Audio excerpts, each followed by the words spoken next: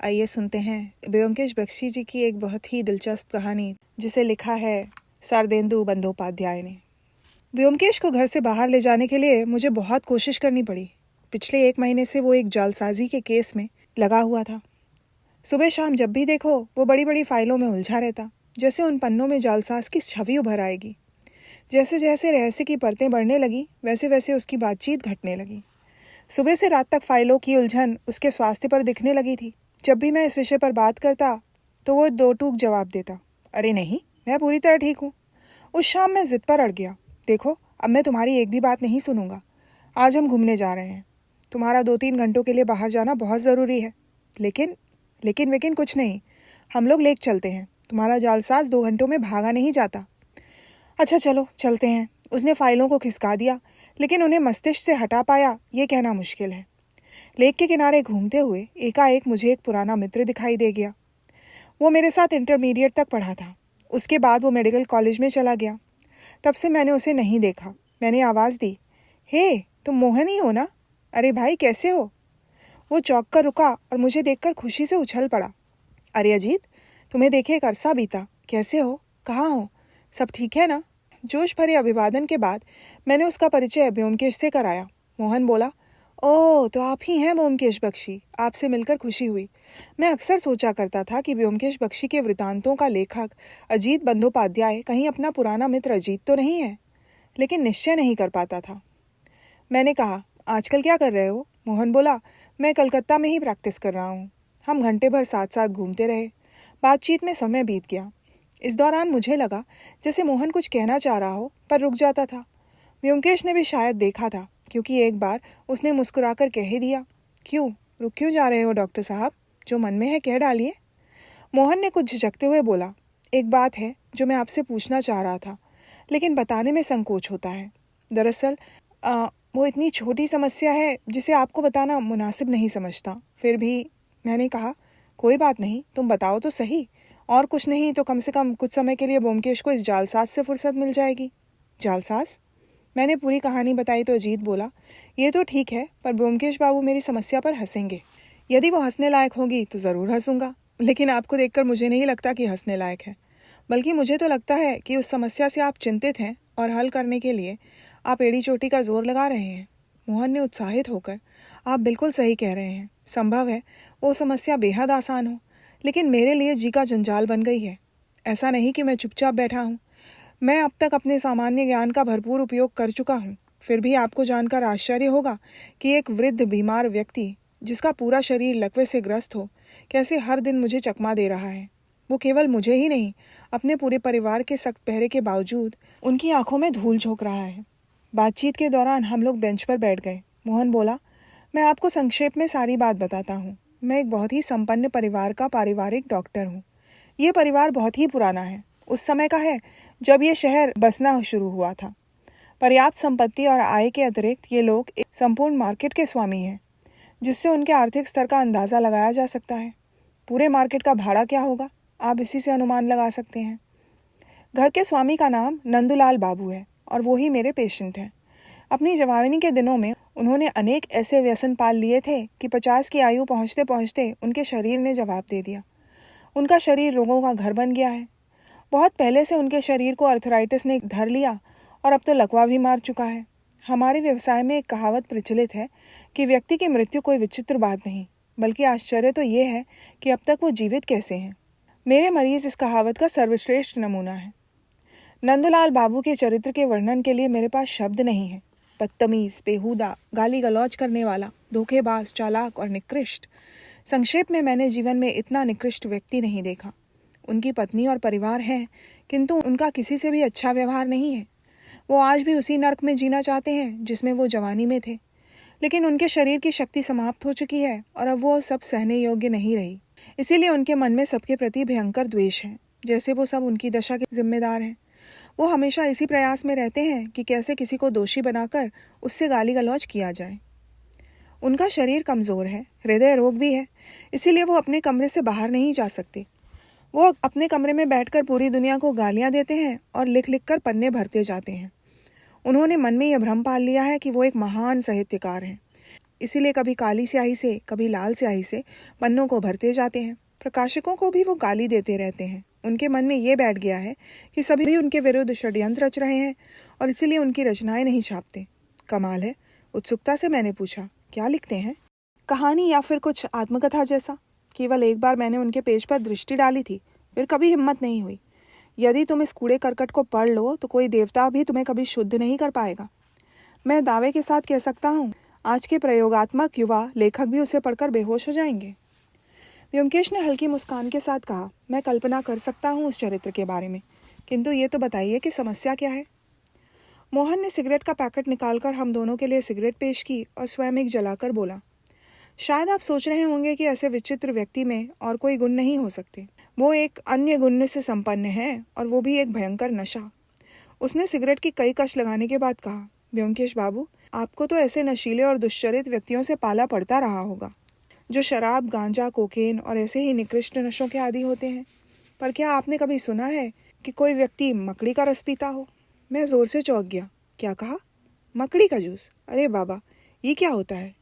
मोहन बोला, कुछ खास किस्म की मकड़ियाँ होती हैं जिनके शरीर से जहरीला जूस निकाला जाता है। व्योमकेश जैसे अपने आप से ही बोल रहा हो, उसके मुंह से निकल पड़ा, तरंतुला डांस। ये एक ज़माने में स्पेन में प्रचलित था। मकड़ी के काटने पर लोग घोड़े की तरह डांस करने लग जाते थे। ये एक बहुत ही घातक जहर है। मैंने इसके बारे में पढ़ा है, किंतु हमारे देश में मैंने इसका प्रयोग करते आज तक किसी को नहीं देखा। मोहन बोला, आपने सही कहा, तरंतुला डांस। ये दक्षिणी अमेरिका के स्पेनिश अमेरिकी जनजातियों में काफ़ी प्रचलित है। तरंतुला का जहर एक घातक जहर है, लेकिन इसका छोटी मात्रा में प्रयोग स्नायुमंडल में बड़े जोरों की झंकार और सनसनाहट पैदा कर देता है, और आप आसानी से अनुमान लगा सकते हैं कि जो व्यक्ति इस नशे का आदी हो वो उस नशे के बगैर कैसे रह सकता है। किंतु इसका लगातार प्रयोग घातक है। वो नशेड़ी निश्चित रूप से लकवे से मरता है। मैं निश्चयपूर्वक कह सकता हूँ कि नंदुलाल बाबू ने ये खूबसूरत शौक अपनी जवानी में शुरू किया होगा। बाद में चलकर जब उनका शरीर अपंग हो गया तब भी वो उसे छोड़ नहीं पाए। मुझे उनका फैमिली डॉक्टर बने लगभग 1 वर्ष हुआ। तब तक वो जहर के पक्के आदी बन चुके थे। पहला काम जो मैंने किया वो था उस पर रोक लगाना। मैंने उनसे स्पष्ट रूप से कह दिया कि यदि वो जीवित रहना चाहते हैं तो उन्हें यह नशा छोड़ना पड़ेगा। शुरू में काफ़ी नोकझोंक हुई। वो छोड़ने को तैयार नहीं थे और मैं उन्हें नशा करने नहीं देना चाहता था। अंततः मैंने कहा, मैं इस जहर को आपके घर में घुसने नहीं दूंगा। मैं देखता हूँ आप कैसे उसे लेते हैं। उन्होंने एक हंसी के साथ कहा, अच्छा ये बात है, तो ठीक है, मैं लेता रहूँगा, देखता हूँ तुम कैसे रोकते हो। और इस प्रकार युद्ध का श्री गणेश हो गया। परिवार के सभी सदस्य वस्तुतः मेरे ही साथ थे और इसलिए घर के अंदर एक मजबूत मोर्चाबंदी करना आसान हुआ। उनकी पत्नी और बेटों ने बारी बारी से उनके रूम पर पहरा देने का काम शुरू किया, ताकि रूम के अंदर उस जहर को ले जाने का उपाय ही न रह जाए। वो चूंकि स्वयं भी अपंग थे, इसीलिए बाहर जाकर उसे लाना उनके लिए संभव नहीं था। इतनी मोर्चाबंदी तथा पहरेदारी के बाद फिलहाल तो संतोष हो गया, लेकिन सब बेकार रहा, क्योंकि इतना सब करने के बावजूद वो नशा करते रहे। कोई नहीं जान पाया कि वो इसे कैसे करते हैं। पहले तो मुझे संदेह हुआ कि ये ज़रूर उनके परिवार के किसी सदस्य का ही काम है। इसीलिए एक दिन मैं खुद पहरे पर बैठा, लेकिन ताज्जुब है कि उन्होंने मेरे पहरेदारी के बावजूद 3 बार जहर का सेवन किया। ये मुझे तब पता चला जब मैंने उनकी नफ्स की जांच की, लेकिन मैं ये नहीं जान पाया कि उन्होंने कब और कैसे वो जहर लिया। इसके बाद मैंने उनके कमरे की बड़े यत्न से तलाशी ली, हर कोना और हर फर्नीचर छाना, सभी आगंतुकों के प्रवेश पर रोक लगा दी है, लेकिन मैं उनका नशा करने को रोक नहीं पाया हूँ। यही आज की स्थिति है। अब मेरी समस्या ये है कि मैं कैसे पता लगाऊं कि ये व्यक्ति मकड़ी का जहर कहाँ से पाता है और कब लोगों को चकमा देकर उसे गटक जाता है। इतना कहकर मोहन रुक गया। मैं ये नहीं जान पाया कि मोहन के वृतांत में कब व्योमकेश का मस्तिष्क वहाँ से हटकर कहीं और चला गया, क्योंकि जैसे ही मोहन ने बोलना समाप्त किया, व्योमकेश उठ खड़ा हुआ और अजीत से बोला, अजीत, चलो अब हम घर चलते हैं। मुझे एकाएक कुछ ख्याल आया है और यदि मेरा अनुमान सही है तो। मैं समझ गया कि जालसाज फिर से उसके मस्तिष्क में आ गया है। हो सकता है उसने मोहन के वृतांत का अंतिम भाग सुना भी ना हो। मैंने कुछ निरुत्साहित होकर कहा, शायद तुम मोहन की कहानी पर ध्यान नहीं दे पाए हो। नहीं, मैंने वस्तुतः सारी कहानी पूरी सावधानी से सुनी है। ये समस्या वाकई विचित्र है और मैं तो कहूँगा कि मैं भी इस चक्कर को समझ नहीं पाया हूँ, लेकिन इस समय मेरे लिए समय देना संभव नहीं हो पा रहा है। मोहन को इन बातों से शायद ठेस पहुंची, किंतु उसने अपने भावों को छिपाते हुए कहा, बिल्कुल सही है, छोड़िए उसे। आपको छोटे छोटे मामलों में उलझाना ठीक नहीं। लेकिन इतना ज़रूर है कि यदि ये रहस्य खुल जाए तो संभवतः उस व्यक्ति का जीवन बच जाए। इससे ज़्यादा दुख और कलेश क्या हो सकता है कि एक व्यक्ति को, चाहे वो पापी ही क्यों ना हो, आंखों के सामने जहर से मरता देखते रहें। व्योमकेश थोड़ा विचलित हो गया। उसने कहा, मैंने ये तो नहीं कहा कि मैं इस केस को नहीं देखूंगा। मुझे इस केस को सुलझाने के लिए कम से कम कुछ घंटे तो लगेंगे ही। फिर उस व्यक्ति को भी देखना चाहूँगा, उससे भेंट काफ़ी सहायक हो सकती है। किंतु ये सब मैं आज नहीं कर पाऊँगा। ये सही है कि नंदुलाल बाबू जैसे अजीब व्यक्ति को यूं ही मृत्यु का ग्रास बनने देना अपराध होगा, और मैं ऐसा नहीं चाहूँगा। आप निश्चिंत रहें। लेकिन इस समय मुझे फ़ौरन अपने घर पहुँचना बहुत ज़रूरी है। मैं समझता हूँ कि मुझे जालसाज को पकड़ने के लिए एक बार कागज़ों पर नज़र दौड़ानी ज़रूरी है। इसलिए आज भर के लिए नंदुलाल बाबू को शांति से अपनी खुराक लेने दीजिए। कल से मैं उनके जहर पर रोक लगा दूंगा। मोहन ने हंसकर उत्तर दिया, मुझे कोई समस्या नहीं, आप केवल मुझे समय दे दीजिए ताकि आपको लेने के लिए मैं कार भेज सकूं। ब्योमकेश एक क्षण सोचकर बोला, मेरा एक सुझाव है, अजीत को अपने साथ जाने दीजिए। इससे आपकी उत्सुकता में फ़िलहाल राहत भी मिलेगी। एक बार अजीत को जाकर पूरा मुआयना कर लेने दीजिए। इसकी रिपोर्ट पर आज रात या कल सुबह तक आपकी समस्या का हल कर दूंगा। व्योमकेश का प्रस्ताव सुनकर मोहन के चेहरे पर निराशा की जो छाया दिखाई दी वो किसी से छुप न सकी। व्योमकेश के स्थान पर अजीत का जाना, वो निराश हो गया। वो व्योमकेश ने भी देखा, इसीलिए उसने स्थिति को स्पष्ट करते हुए कहा, अजीत चूंकि आपका मित्र है, इसीलिए शायद आप उस पर विश्वास नहीं जमा पा रहे हैं। लेकिन दिल छोटा ना कीजिए, अजीत पहले जैसा अजीत नहीं। वो भी एक सफल अन्वेषी के साथ रहकर उन्हीं ऊंचाइयों पर पहुंच चुका है। मैं तो कहता हूँ कि संभव है अजीत स्वयं आपकी पहेली का हल खोज निकाले। किंतु इतनी तारीफ के बाद भी मोहन के चेहरे पर मायूसी छिपी नहीं। जैसे दिन भर बड़ी मछली की आस में बैठा कोई शिकारी शाम तक फंसी एक छोटी सी मछली को देखकर मायूस हो जाए। अंततः उसने कहा, ठीक है, अजीत ही चले मेरे साथ, किंतु यदि वो नहीं, निश्चिंत रहिए, यदि वो सफल नहीं हो पाया तो आप मुझ पर भरोसा रखिए। चलने से पहले ब्योमकेश ने मुझे एक और बुलाकर कहा, ठीक से सभी चीज़ों का मुआयना और जांच कर लेना, और हाँ, आने वाली डाक के बारे में पूछना मत भूलना। बरसों से ब्योमकेश को अनेक गूढ़ रहस्यों को सुलझाते देखने के साथ साथ अनेक केसों में उसे मदद करने के बाद भी मुझे अब लगने लगा कि आखिर ये कैसा कौन सा गहन केस है जो मैं नहीं सुलझा सकता।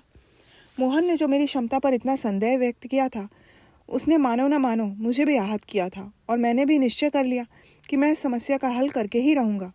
उस निश्चय के साथ मैं मोहन के साथ चल दिया।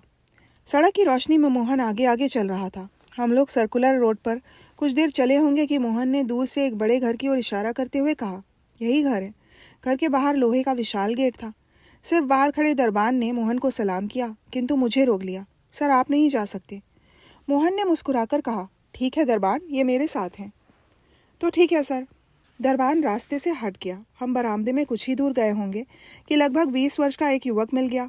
ओ डॉक्टर साहब, आप हैं, आइए आइए। और ये? मोहन उसे 2 कदम अलग ले जाकर कुछ बोला तो उत्तर में उसने कहा, हाँ हाँ ज़रूर, उन्हें देख लेना ज़रूरी है। मोहन ने मेरा परिचय दिया। युवक का नाम अरुण था। वो नंदुलाल बाबू का बड़ा लड़का था। वो हमें उस कमरे तक ले गया। बीच में 2 कमरे थे। तीसरे दरवाजे पर जाकर उसने खटखटाया। उसके बाद भीतर से कठोर स्वर गुर्राया, कौन है? मुझे परेशान मत करो, मैं लिख रहा हूँ। अरुण ने कहा, पिताजी मैं अरुण हूँ, डॉक्टर साहब आए हैं। अभय, ज़रा दरवाज़ा खोल दो। दरवाजे को खोलने वाला शायद अरुण का छोटा भाई था। उसकी आयु करीब 18 वर्ष होगी। अरुण ने धीरे से पूछा, क्या ले लिया? उत्तर में अभय ने निराश होकर सिर हिला दिया। कमरे में घुसते ही मेरी दृष्टि पलंग पर पड़ी। वो कमरे के बीच में था, जिसमें नंदुलाल बाबू अपनी दुबली पतली काया में तकिया के सहारे अधलेटे पड़े थे। हाथ में खुला पेन था और आग्नेय दृष्टि से हमें देख रहे थे। सिर के ऊपर फ्लोरेसेंट ट्यूब जल रही थी।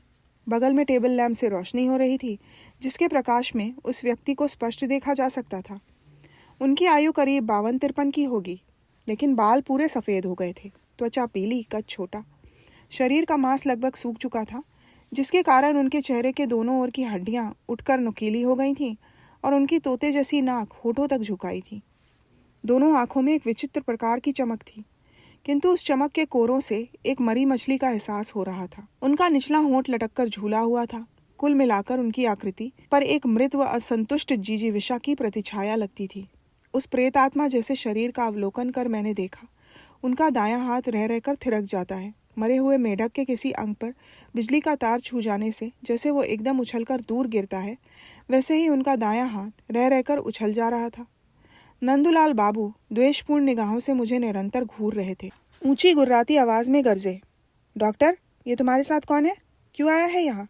इससे कहो चला जाए यहाँ से, एकदम अभी।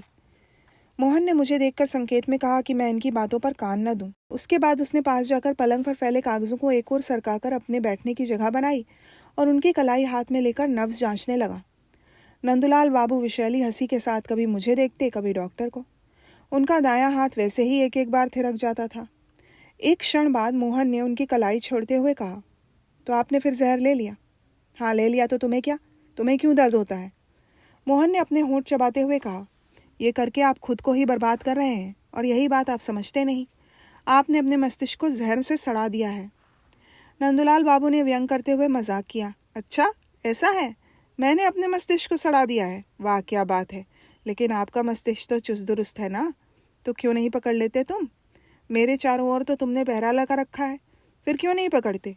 उनके चेहरे पर एक विकृत मुस्कान तैर गई।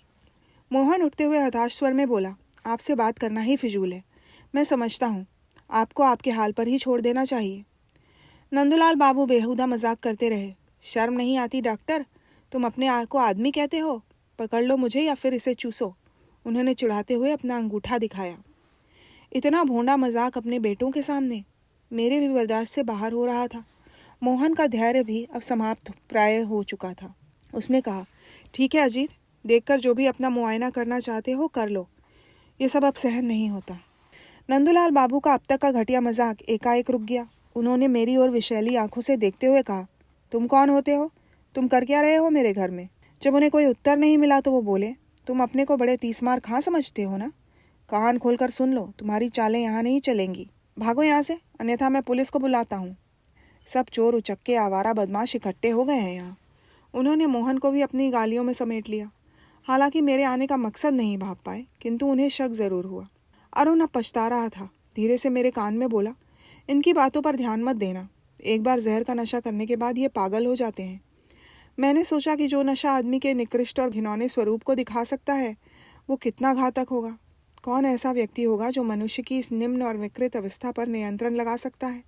व्योमकेश ने मुझसे सारे तथ्यों को अच्छे से जांच कर मुआयना कर लेने को कहा था। इसीलिए मैं मन ही मन कमरे की सभी वस्तुओं की सूची बनाने में लग गया। कमरा काफ़ी बड़ा था, जिसमें कुछ चीज़ें थीं, जैसे पलंग, कुछ कुर्सियाँ, अलमारी और एक छोटी बेड साइड टेबल। मेज़ पर टेबल लैम्प के अलावा कागज़, पेन आदि लेखन की सामग्री थी। लिखे हुए कागज़ फैले थे। मैंने एक कागज़ को उठाकर पढ़ने की चेष्टा की, पर 2-3 लाइनों के बाद मुझसे पढ़ा ही नहीं गया। सब अश्लील बातों से भरा हुआ था। मोहन सही कह रहा था कि उनका लेखन एमिल जोला जैसे लेखक को भी शर्मसार कर देगा। लेखक महोदय ने एक कमाल और किया था। कुछ मज़ेदार लाइनों पर ध्यान आकर्षित करने के लिए उन्होंने लाल स्याही से मार्क किया था।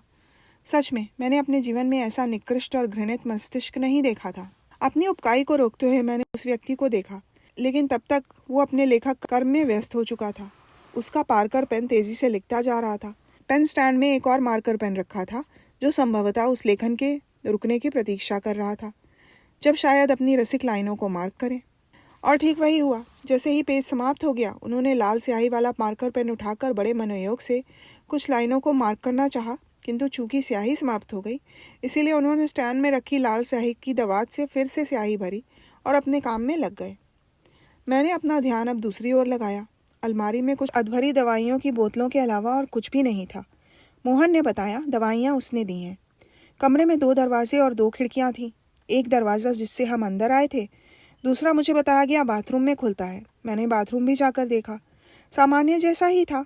तौलिया, साबुन, तेल, टूथपेस्ट आदि के अतिरिक्त कुछ नहीं था। खिड़कियाँ मुझे बताया गया कभी खुलती नहीं, हमेशा बंद ही रहती हैं। मैंने देखा, लेकिन मस्तिष्क खाली ही रहा। मैंने सोचा क्यों ना दीवारों को खटका कर देखूं, लेकिन फिर ये सोचकर रुक गया कि संभव है इन लोगों का उनमें कुछ गुप्त वॉल्ट या खजाना हो। एकाएक मेरी निगाह दीवार के आले में रखे चांदी से निर्मित इत्र होल्ड पर पड़ी। उसमें सुई रखी हुई थी। मैंने उसे उठाकर देखा और आहिस्ता से अरुण से पूछा, क्या ये इस इत्र का प्रयोग करते हैं? अचकचाते हुए उसने सिर हिलाकर कहा, कह नहीं सकता। यदि करते होते तो उनका शरीर महकता। ये कब से है यहाँ?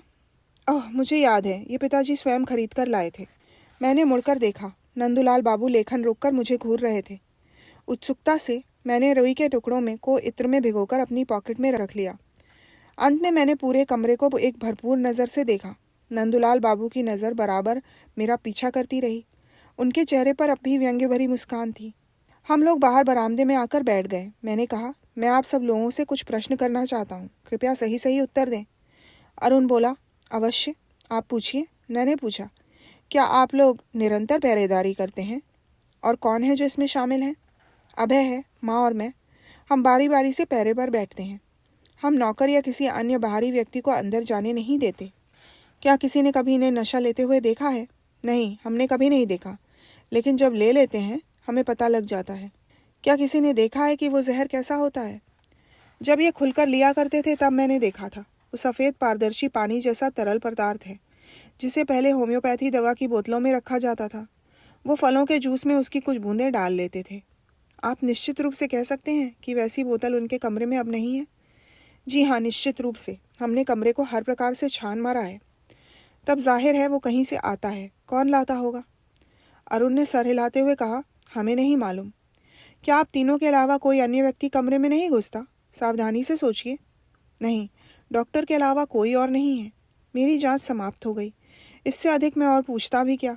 मैं तसल्ली से बैठकर सोचने लगा कि और क्या पूछा जा सकता है। एकाएक ब्योमकेश की बात याद आई। मैंने नए सिरे से पूछना शुरू किया, क्या इनके डाक से पत्र आते हैं? नहीं, पार्सल या कुछ और? तब अरुण ने उत्तर दिया, हाँ, सप्ताह में एक बार उनके नाम रजिस्टर्ड लिफाफा आता है। उत्सुकतावश में आगे झुक गया। कहाँ से आता है? कौन भेजता है? अरुण का सर संकोच में शर्म से झुक गया। नहीं, कलकत्ता से ही आता है। भेजने वाली महिला है, रेबिका लाइट। मैंने कहा, ओह, तो ये बात है। क्या आप लोगों में से किसी ने देखा है उसमें क्या होता है? हाँ, अरुण ने उत्तर देते हुए मोहन की ओर देखा। कोरे कागज़? हाँ, कुछ कोरे कागज़ फोल्ड करके रखे होते हैं, बस, और कुछ नहीं। मैंने अचंभे से दोहराया, और कुछ नहीं? नहीं। मैं कुछ क्षणों के लिए भौचक्का गुमसुम रह गया। फिर दोबारा पूछा, क्या निश्चित रूप से कह सकते हैं कि उस लिफाफे में और कुछ नहीं होता? अरुण मुस्कुराकर बोला, नहीं। यद्यपि पिताजी स्वयं हस्ताक्षर कर पत्र लेते हैं, पर खोलता मैं ही हूँ। उन कोरे कागज़ों के अलावा उसमें कुछ भी नहीं होता है। क्या प्रत्येक पत्र को हर बार तुम ही खोलते हो? कहाँ खोलते हो? पिताजी के कमरे में, जहाँ पोस्टमैन पिताजी को हस्ताक्षर कराने के बाद देता है। लेकिन ये तो विचित्र बात है। खाली कोरे कागज़ों को रजिस्टर डाक से भेजने का क्या मतलब है? अरुण ने सिर हिलाकर कहा, मैं नहीं जानता। मैं काफ़ी देर तक मूढ़ की तरह बैठा रहा। अंत में एक निश्वास के बाद धीरे से जाने के लिए उठा। पहली बार जब रजिस्टर्ड लिफाफे का जिक्र हुआ था तो मुझे लगा था मैंने निशाना मार लिया है, लेकिन बाद में जब निराश होना पड़ा तो लगा वो द्वार अभी भी ज्यों का त्यों बंद ही है। मुझे लगा कि यद्यपि ये रहस्य है तो आसान, किंतु उसे सुलझाना मेरी बुद्धि कौशल से बाहर है। चेहरे धोखा भी देते हैं। जहर और लकवे से ग्रस्त इस वृद्ध का चेहरा वैसा ही है। इसकी चालाकियों से सुलटना मेरे बस की बात नहीं। इसके लिए ब्योमकेश जैसी तेज धार वाली स्पष्ट व कुशाग्र बुद्धि की ज़रूरत है। मन में हताशा थी। सोचा, जांच की पूरी रिपोर्ट ब्योमकेश को ही दे दूंगा। इसी उद्देश्य से उठने ही वाला था कि मन में एक बात कौंधी। मैंने पूछा, अच्छा ये तो बताइए, क्या नंदूलाल बाबू किसी को पत्र लिखते हैं? अरुण बोला, नहीं तो, अलबत्ता हर महीने मनी ऑर्डर ज़रूर भेजते हैं। किसे? अरुण ने फिर शर्म से मुंह नीचा कर लिया और बोला, उसी ज्यू महिला को। इस पर मोहन ने स्पष्टीकरण किया, वो कभी नंदूलाल बाबू की, ओह समझा, कितनी रकम भेजते हैं? काफ़ी बड़ी रकम। हमें नहीं मालूम क्यों भेजते हैं। उत्तर मेरे होठों पर आते आते रुक गया। पेंशन? लेकिन मेरे मुंह नहीं खोला और मोहन को वहीं छोड़कर घर से बाहर आ गया। जब मैं घर पहुंचा तो 8 बजने वाले थे। ब्योमकेश अपने कमरे में था। मेरे खटखटाने पर द्वार खोलते हुए बोला, कैसा रहा? रहस्य खुला? नहीं, कहकर मैं बैठ गया। ब्योमकेश एक कागज़ को मैग्नीफाइंग ग्लास लगाकर पढ़ रहा था। उसने मुझ पर तेज दृष्टि डालकर कटाक्ष किया, कब से इतने शौकीन बन गए हो? ये इत्र फुलेल? अरे भाई, इत्र लगाया नहीं, केवल ढोकर लाया हूँ।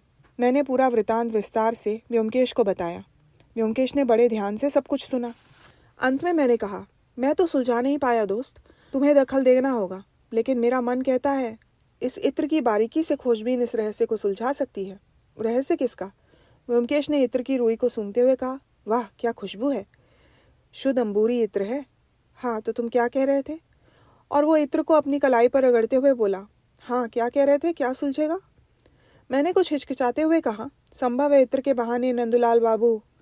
ब्योमकेश ठहाका मार के हंस दिया। क्या ऐसी खुशबूदार चीज़ छुपाई जा सकती है जिसकी खुशबू दूर तक फैलती है? क्या तुम्हें ऐसा कोई चिन्ह मिला जिसके आधार पर तुम कहते हो कि नंदूलाल बाबू वास्तव में इसका प्रयोग करते हैं? नहीं, किंतु नहीं मेरे प्यारे दोस्त, तुम गलत जगह दस्तक दे रहे हो। दूसरी ओर देखने की कोशिश करो। ये देखो कि वो जहर भीतर कैसे आता है, कैसे नंदूलाल बाबू सबकी नज़र के सामने गटक लेते हैं। कोरे कागज़ रजिस्टर्ड पोस्ट से क्यों आते हैं? उस महिला को पैसा क्यों भेजा जाता है? इन सब बातों पर तुमने ध्यान दिया? मैंने निराश स्वर में कहा, मैंने इन सभी बातों पर सोचा है, लेकिन रहस्य का हल खोज लेना मेरे बस की बात नहीं। फिर से सोचो, ध्यान लगाकर सोचो। बस की बात नहीं है का क्या मतलब? हताशा से तो हताशा ही मिलती है, ये तुम भी जानते हो। एक बार फिर से गहराई में डूबकर सोचो और जब तक हल ना मिले तब तक सोचते रहो। इतना कहकर उसने फिर लेंस को उठा लिया। मैंने पूछा, तुम कब जाओगे? मैं भी सोच रहा हूँ, लेकिन गहराई से सोच नहीं पा रहा, ये जालसाज। और फिर वो मेज़ पर झुक गया। मैं उठकर ड्राइंग रूम में आ गया। आराम कुर्सी पर लेटकर दोबारा सोचने लगा। जो भी हो, इतना मुश्किल तो नहीं लगता, और ऐसा लगता है कि मैं ये सुलझा भी सकता हूँ। शुरुआत फिर से की जाए। कोरे कागज़ रजिस्टर्ड पोस्ट से क्यों? क्या उन कागज़ों में किसी गुप्त स्याही से लिखा कोई संदेश है? यदि वो है भी, तो उससे नंदूलाल बाबू को क्या लाभ? उससे उन्हें जहर की खुराक कैसे मिलती है? चलो मान लिया कि जहर कमरे में नंदूलाल बाबू तक पहुंच भी सकता है, पर उसे छुपाते कहाँ हैं और कैसे? होम्योपैथी दवा की बोतलों में कैसे रखते हैं इतनी नज़रों के सामने? और फिर उनके कमरे की जांच पड़ताल के लिए लोग भी तो आते जाते रहते हैं। कैसे करते हैं वो ये सब? इन तमाम सवालों पर गहन चिंतन करते हुए अब तक मैं 5 चेरूट पी चुका था, किंतु मैं एक प्रश्न का भी उत्तर खोज नहीं पाया था। मैंने अंततः उम्मीद छोड़ दी थी। एकाएक फिर एक विचार सूझा। मैं उठकर सीधा हो गया। क्या ऐसा संभव है? और क्यों नहीं संभव हो सकता? सोचने में अजीब ज़रूर है, लेकिन हो भी सकता है। व्योमकेश भी कहता है कि यदि समस्या का एक तथ्यात्मक रास्ता निकल सकता है, भले ही वो अटपटा क्यों ना हो, उस पर चलना ही बुद्धिमानी है। इस मामले में वही रास्ता अपनाना चाहिए। मैं व्योमकेश के पास जाने ही वाला था कि वो स्वयं आ गया। उसने मेरे चेहरे को देखा और उत्सुकतावश पूछा, क्या कोई सुराग मिला? हाँ, लगता तो है। वहाँ बताओ क्या है? जब बताने की बारी आई तो मुझे कुछ हिचकिचाहट हुई, लेकिन मैंने उसे दरकिनार करते हुए कहा, देखो, मुझे अभी अभी याद आया कि मैंने नंदूलाल बाबू की दीवारों पर मकड़ियों को देखा था। मुझे लगता है कि वो उन्हें पकड़ पकड़ कर खा जाते हैं। व्योमकेश की हंसी फूट पड़ी। अजीत, तुम सच में एक महान विद्वान हो। तुम्हारा कोई जवाब नहीं। अरे भाई, ये दीवारों की मकड़ियाँ यदि इन्हें कोई खा भी लेता है तो शरीर पर कुछ दानों के अलावा कुछ नहीं होता, कोई नशा नहीं होता, समझे? आहत स्वर में मैंने कहा, ठीक है, तुम ही क्यों नहीं ढूंढ लेते? व्योमकेश गंभीर मुद्रा से कुर्सी पर बैठ गया। उसने एक चेरूट सुलगाकर पूछा, क्या तुम समझ पाए हो कोरे कागज डाक से क्यों आते हैं? नहीं। क्या तुमने सोचा कि वो जू महिला को हर महीने क्यों भुगतान जाता है? नहीं। क्या तुम अब तक ये भी नहीं सोच पाए हो कि नंदूलाल बाबू अश्लील कहानियों में कुछ लाइनें क्यों अंडरलाइन करते हैं? नहीं। पर क्या तुम सोच पाए? हाँ, शायद। कहते हुए ब्योमकेश ने चेरूट का एक जोरदार कश लगाया। उसकी आंखें बंद थीं, लेकिन जब तक एक तथ्य के बारे में पूरी तरह निश्चित नहीं हो जाता, मैं कुछ भी कहने की स्थिति में नहीं हूँ। क्या है वो तथ्य? मैं जानना चाहता हूँ कि नंदूलाल बाबू की जीभ का रंग कैसा है। मुझे लगा वो मेरा उल्लू खींच रहा है। रूखी आवाज़ में मैंने कहा, क्या मेरा मजाक उड़ा रहे हो? मजाक? ब्योमकेश ने चौंक कर आंखें खोली तो मेरे चेहरे के भावों को पढ़कर बोला, तुम तो नाराज़ हो गए। सच में मैं मजाक नहीं कर रहा। पूरा रहस्य केवल नंदूलाल बाबू की जीभ के रंग पर ही निर्भर करता है। यदि लाल रंग है तो मेरा अनुमान सही है। नहीं, मैंने उनके जीभ का रंग देखने की कोशिश नहीं की। ब्योमकेश ने हंसकर कहा, जबकि ये देखना पहला काम होना चाहिए था। चलो कोई बात नहीं, एक काम करो, नंदूलाल बाबू के बेटे को फ़ोन करके पूछ लो। वो सोचेगा मैं मजाक कर रहा हूँ। ब्योमकेश ने हाथों को हिलाया और एक कवि के अंदाज में बोलने लगा, डरना क्या, घबराना कैसा, हिम्मत है तो रुक जाना कैसा। मैं दूसरे कमरे में गया। फ़ोन का नंबर ढूंढकर फ़ोन किया। मोहन अभी वहीं था। उसी ने फ़ोन उठाया और जवाब में बोला, मैंने तुम्हें यही नहीं बताया था क्योंकि मैंने नहीं सोचा था कि इस जानकारी में कोई रहस्य है जो मायने रखता होगा। उसने कहा, नंदूलाल बाबू की जीभ का रंग सुर्ख लाल है। ये कुछ अटपटा ज़रूर है क्योंकि वो पान वगैरह तो नहीं खाते, लेकिन तुम ये क्यों पूछ रहे हो? मैंने ब्योमकेश को इशारे से बुलाया। उसने पूछा, रंग लाल ही है ना? तो मिल गया।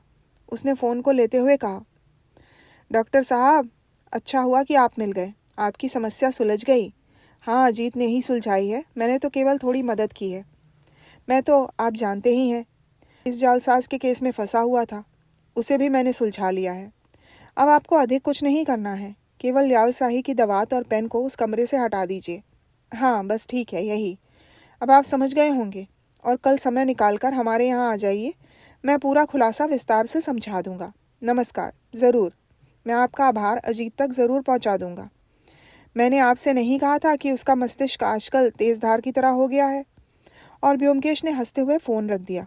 ड्राइंग रूम में लौटने पर मैंने ज़रा कठोर होते हुए कहा, मैं सोच रहा हूँ कि मुझे भी टुकड़ों टुकड़ों में हल सूझ रहा है, पर तुम विस्तार पूर्वक मुझे बताओ कि तुमने कौन सा तरीका अपनाया।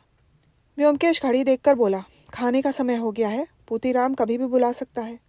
फिर भी चलो संक्षेप में तुम्हें बताता हूँ। तुम शुरू से ही गलत मार्ग पर चले हो। पहला प्रमुख काम ये पता लगाना था कि वो जहर कमरे में घुसता कैसे है। उसके पैर तो हैं नहीं जो चलकर वहाँ पहुँचे। जाहिर है कि उसको लाने वाला कोई तो है, और वो कौन है।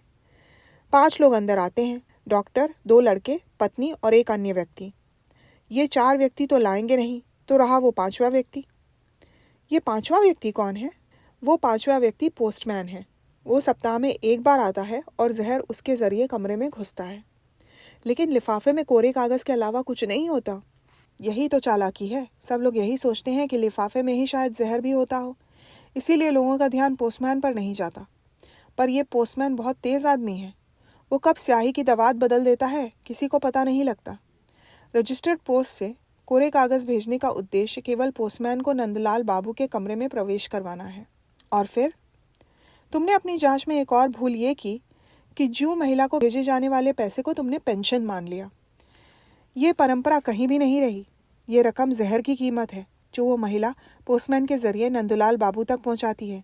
अब देखो, जहर नंदुलाल बाबू के हाथों में कैसे पहुंच जाता है और कोई शक भी नहीं करता, लेकिन कमरे के अंदर भी निरंतर पहरा रहता है, तो कैसे वो उसे खा लेते हैं। और यहीं पर उनका लेखन काम में आता है। कागज़ और कलम, स्याही, सब कुछ वहीं है जहर के लिए। उन्हें कहीं जाने की ज़रूरत नहीं, ये काम बैठे बैठे ही कर लेते हैं। वो काले पेन से लिखते हैं, बीच बीच में लाल पेन से लाइनें खींचते हैं, और जब भी अवसर मिलता है लाल पेन के निब को मुंह में चूस लेते हैं। जब पेन में स्याही खत्म हो जाती है तब वो दोबारा उसे भर लेते हैं। अब तुम समझे कि उनकी जीभ का रंग लाल क्यों है। लेकिन तुमने ये कैसे जाना कि वो लाल स्याही ही होगी? क्या वो काली स्याही नहीं हो सकती?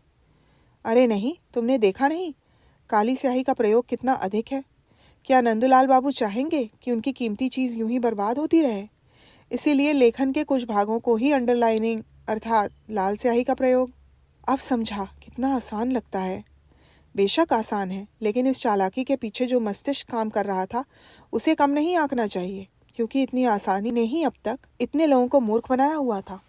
तुमने ये कैसे जाना? बहुत आसानी से। इसमें 2 ही बातें ऐसी थीं जो अटपटी थीं, जिनका पूरे केस से कोई लेना देना नहीं था, इसलिए इन दोनों पर ही मुझे शक हुआ। पहली, कोरे कागज़ों का रजिस्टर्ड पोस्ट से आना। दूसरी, नंदुलाल बाबू का धुआंधार लेखन और उसमें कहीं कहीं लाल स्याही से मार्क करना।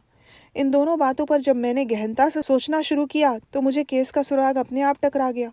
और देखो, वो जालसाज भी। इतने में दूसरे कमरे में टेलीफोन की घंटी बजने लगी। हम दोनों ही उस कमरे की तरफ दौड़े। व्योमकेश फ़ोन उठाकर बोला, कहिए, कौन साहब बोल रहे हैं? ओह, डॉक्टर साहब जी, कहिए, क्या नंदुलाल बाबू ने हंगामा पैदा कर दिया है? वो क्रोध से लाल पीले हो रहे हैं। ये तो होना ही था। क्या वो अजीत को भद्दी गालियां दे रहे हैं, बेहुदा शब्द इस्तेमाल कर रहे हैं? ये तो ठीक नहीं, गलत है। उन्हें रोका जाना चाहिए, क्योंकि उनका मुंह यदि बंद नहीं किया जा सकता तो और कोई उपाय भी नहीं है। जी जी जी, नहीं नहीं, अजीत इसके लिए क्यों बुरा मनाएगा? वो जानता है कि इस दुनिया में अच्छा काम निंदा ही लाता है। उसे मालूम है कि फूल के गुलदस्तों के साथ साथ ईंट पत्थर भी मिलते हैं। यही दुनिया है। तो ठीक सर, विदा लेता हूँ, नमस्कार। तो ये थी व्योमकेश बख्शी जी की बहुत ही प्रसिद्ध कहानी तरंतुला का जहर। सुनने के लिए धन्यवाद।